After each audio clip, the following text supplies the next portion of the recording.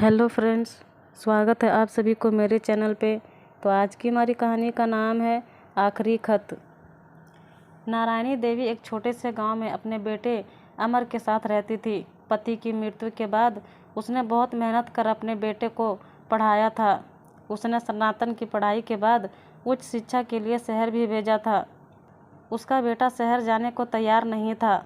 माँ, क्यों अपने से दूर कर रही हो? यहाँ कौन देखेगा तुमको? लल्ला, मेरी चिंता ना कर, तू पढ़ लिख कर बड़ा आदमी बन जा, बस मेरा जीवन सफल हो जाएगा। पर माँ, यहाँ आप अकेले कैसे रहोगे? मैं हर समय शहर से गांव नहीं आ पाऊँगा। यहाँ सब गांववासी हैं ना मेरे साथ। तू मेरी चिंता मत कर, तू बस पढ़ लिख कर बड़ा अफसर बन जा, मेरा जीवन सफल हो जाएगा। ठीक है माँ, जैसी तेरी मर्जी। ये कहकर नारायणी देवी के बेटे ने उसे विदा ली और चल पड़ा अपने सपनों को खोजने। शहर से हर माह उसका बेटा उसके लिए खत लिखता था। नारायणी देवी बहुत चाव से उसका खत पढ़ती थी। हालांकि वह केवल 5वीं कक्षा तक ही पढ़ी थी, किंतु उनके बेटे ने उन्हें इतना पढ़ना लिखना तो सिखा ही दिया था कि वह खत पढ़ सकती थी। कभी कभी वह अपने गांव की सहेलियों को भी खत पढ़कर सुनाती थी। सब ऐसा होनहार बेटा होने पर मन ही मन उसे ईर्ष्या भी करती थी। हर माह की पहली तारीख जब डाकिया आवाज़ लगाते हुए आता तो वह अपने घर के दरवाजे पर उसकी प्रतीक्षा करती रहती। लो माई, तुम्हारे लल्ला का खत आ गया, अब जी भर कर पढ़ लो, डाकिया हंसते हुए कहता।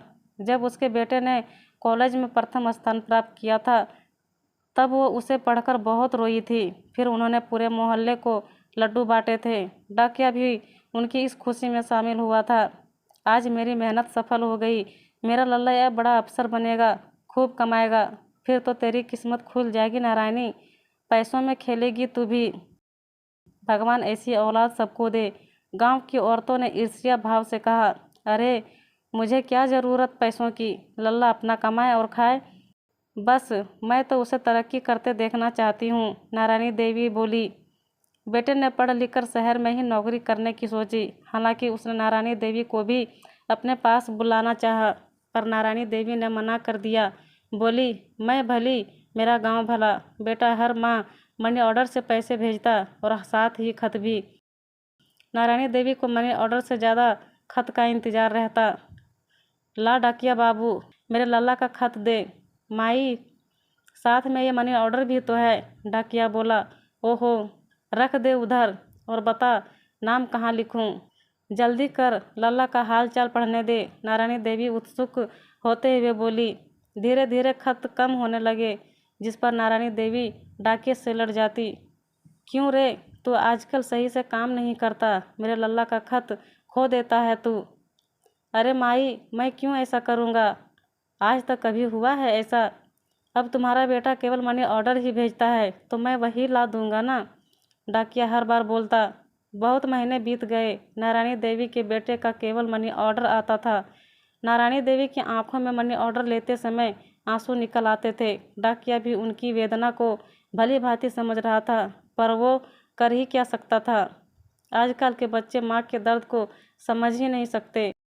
वे बेचारी अपने बेटे के हाथों से लिखे खत का इंतजार करती रहती है, और बेटा खत नहीं केवल पैसा भेजता है। उसकी माँ को पैसे नहीं, उसके हाथों से लिखे 2 मीठे बोलों का इंतजार रहता है, डाकिया अपने साथी से कहता हुआ दूसरे गांव की तरफ चल दिया। पर हर माह नारायणी देवी उसी उत्साह से डाकिया का इंतजार करती, पर खत न आने पर मायूस होकर रह जाती। उनकी आंखों में खत के इंतजार की वेदना साफ झलकती थी।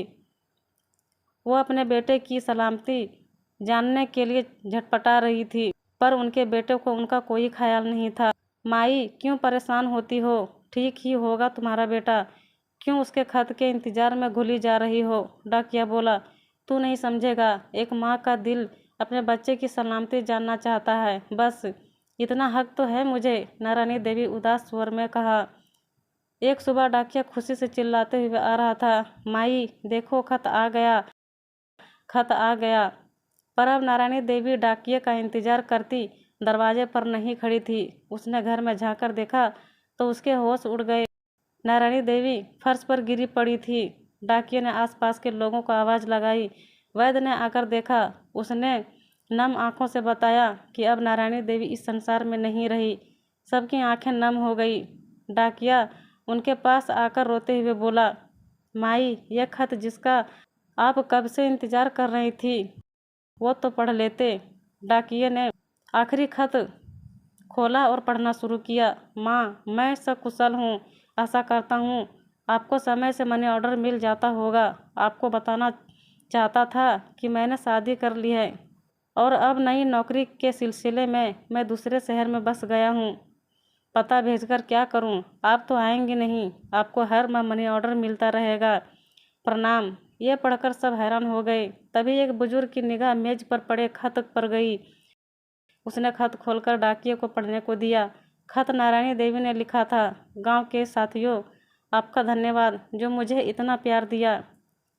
आप सब से विनती है कि मेरे मृत्यु की खबर मेरे बेटे को ना दी जाए और हर माह जो मनी ऑर्डर मेरा बेटा भेजता है उसे गांव के सरपंच गांव की भलाई के लिए इस्तेमाल करें। सबको आशीर्वाद, नारायणी। इस खत ने गांव वासियों को भाव विभोर कर दिया। नारायणी देवी मरने के बाद भी गांव के प्रति अपने कर्तव्य को नहीं भूली और उनका बेटा जीते जी अपनी बूढ़ी माँ के प्रति अपने कर्तव्य को भूल गया।